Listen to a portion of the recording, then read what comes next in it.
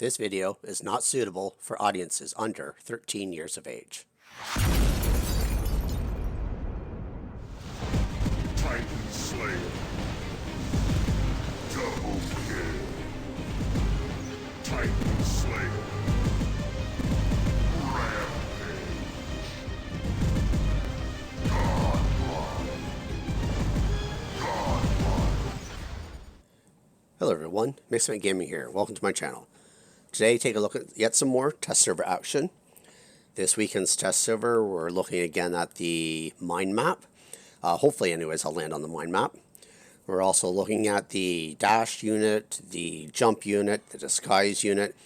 There is the quantum radar on the Titan, as well as I think the accelerator unit is also with the Titans. But I really don't think the accelerator unit is going to be that helpful. I definitely don't think people are going to swap out their plated armor or their antimatter reactors for it. Quantum Radar, however, is another story.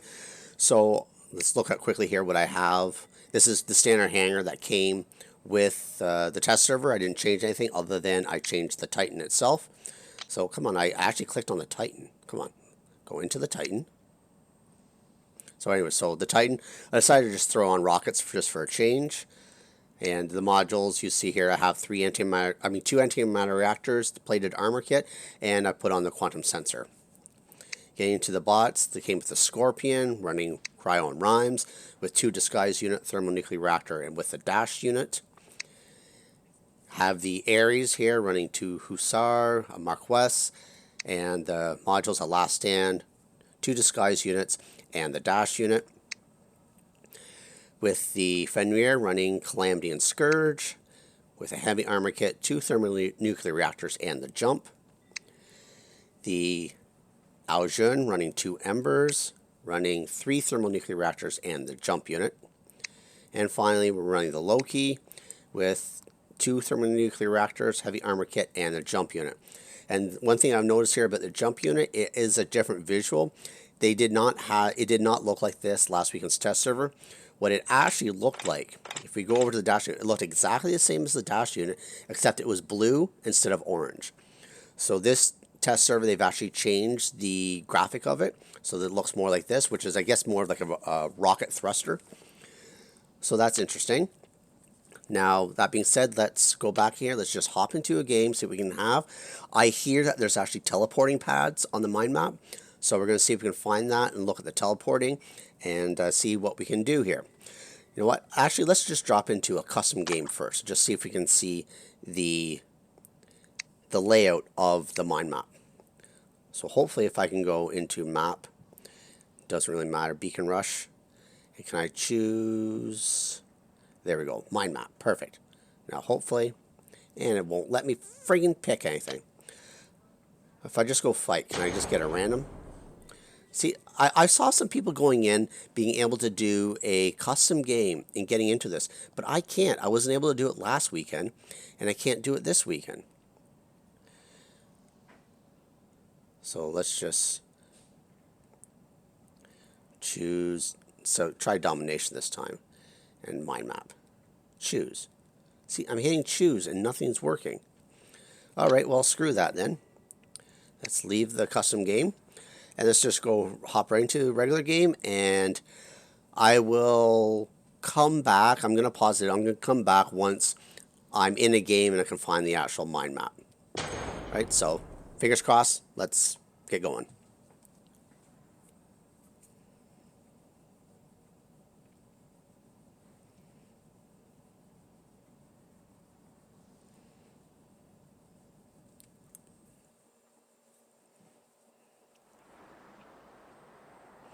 All right, here we go. Finally found the mind map.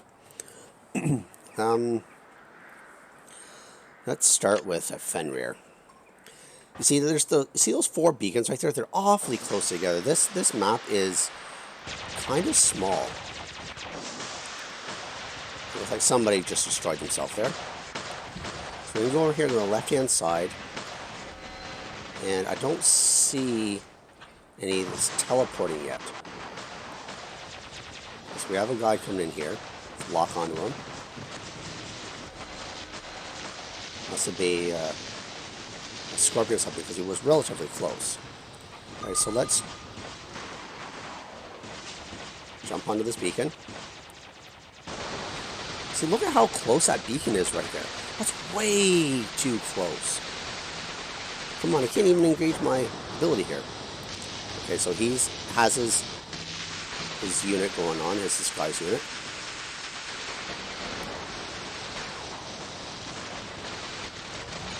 Just trying to... See, the Fenrir, I think, really needs the health module on it. Anyways, let's jump over this guy. He's jumping in on me, and he will take me out here, but that's fine. Okay. Well, I wonder where are those teleports?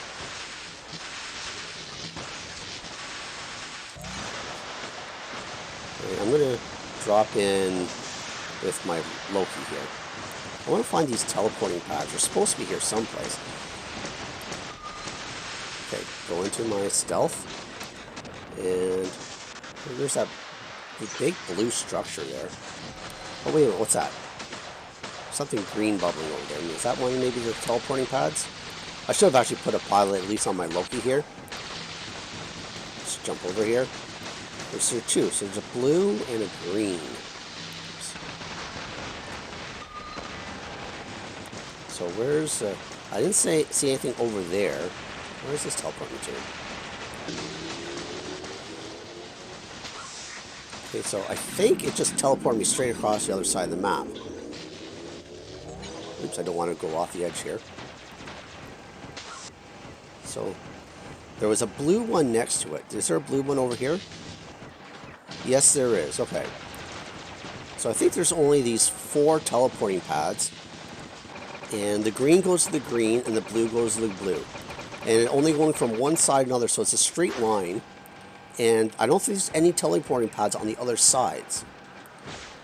So that's one thing I would actually suggest changing. Is there should be a teleporting pad on each side. So like a green to a green on one side, and a blue to the blue on the other side. Let's see if I can't get this guy here. Here. Okay, I got a kill. Alright. Go on up here. Okay, so this blue building here, you can actually go through it. Cool. Okay, so he's going to take me out here. Guess I can engage my ability again. Damn. Alright, so, okay, yeah, on the map, you can see the blue and the green circles. That's where the teleporting is. So how come there's no teleporting on the other sides? And the other thing about this map, what I said before, these A and B beacons, they're way too close here. They're about 100 meters apart. They really need to change this up a little bit more. I would suggest on the lower end, you know, where you have that area you can fall in, all across that, basically that dark U, extend the A and the B beacons back. So the 3 sections on the left of the A, the right of the B, and right below them, extend that back so there's actually stuff there you can walk on, and put the A in the far left-hand corner and the B in the far right-hand corner. So I'll show you what I mean. So I spawned in with B. So this area here, you can fall in. Put something up here that you can actually walk on. You can put a beacon there. And also put an area back here where you can walk and move one of the teleports over there. And again, over here where this, I think, is it Falcon? I can't tell. Where this body is here. Again, put some structure over here, something that you can sit on and walk on, and move the beacon over here. Because these 2 beacons here, the A and the B, are just way too close together. You know, you shouldn't be able to sit on a beacon and actually even have shotguns effective between them.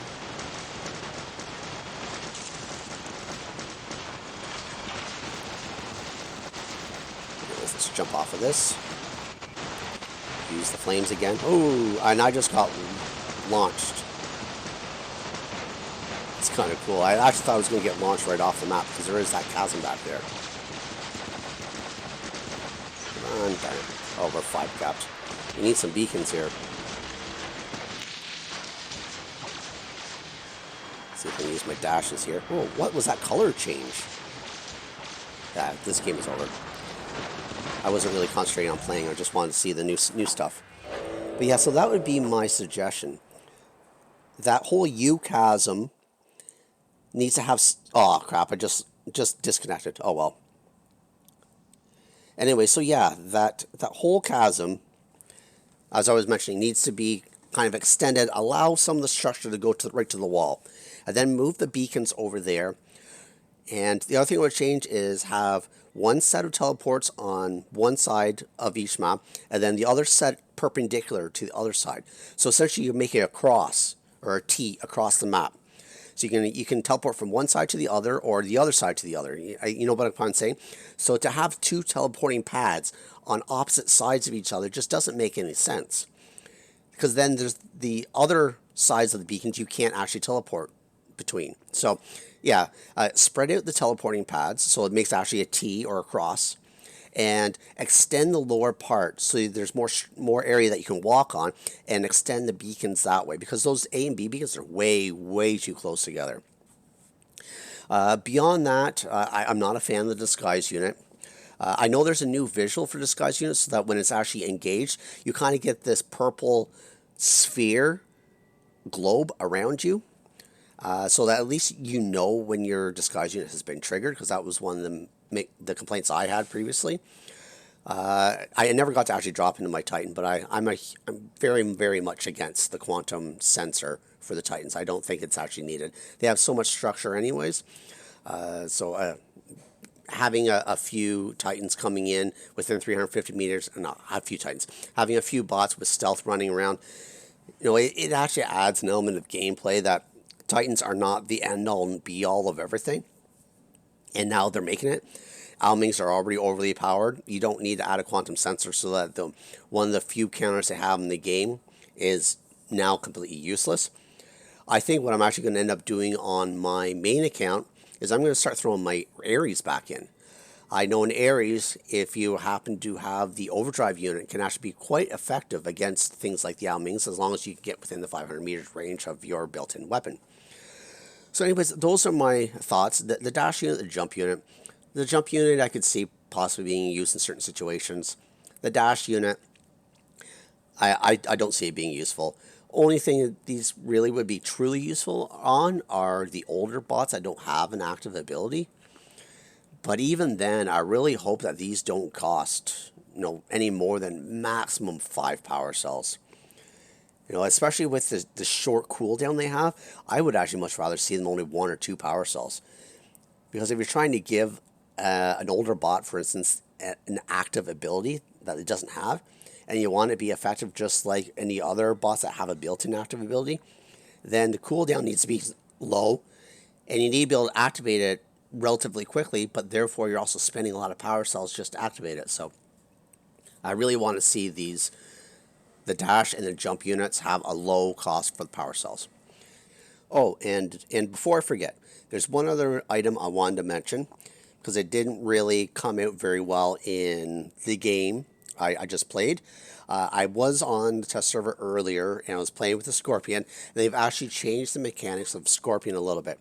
Everything still works the same, except for the distance that the ability can be activated on. Previously, the Scorpion's ability could activate at 500 meters range.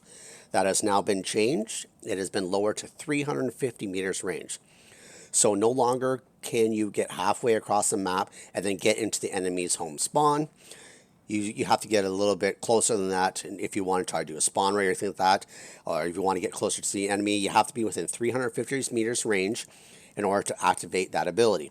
And the same issue goes with as previously, is if you have to teleport into the 350 meters range, if you walk a little bit farther so that you're now beyond 350 meters of your translocator beacon that you placed, you will not be able to teleport back. So you have to keep in mind that when you teleport to an enemy, it has to be within 350 meters range, and to teleport back, you have to be within the 350 meters range as well. I really like this one change. I don't like the Scorpion concept at all, to be perfectly honest. However, at least it's now not at 500 meters range, it's at 350. I just hope they keep it, because we ran into this exact same thing with Leech. They had instituted it at the beginning at 500 meters range, and you could lock onto an enemy through the obstacles, and then as it got closer to the live server, they reduced it to 350 meters range, and that you had to be line of sight. And then when it went live the very next week, they bumped it all the way back up to 500 meters range, and without having to have line of sight. So given that they've said that there's an update coming this week, I really hope they're not trying to pull the same crap on us again, and that they've reduced the range to 350 meters for the Scorpion, and then Tuesday or Wednesday this week when they release update 6.1, they include the Scorpion and it's bumped back up to 500 meters range. So Pixonic, keep it at 350, don't put it back to 500. As for everything else, I've given my comments. So please, if you happen to like this content, give it a thumbs up. It really does help me out. Consider subscribing. And until next time, cause some mayhem in the field for me.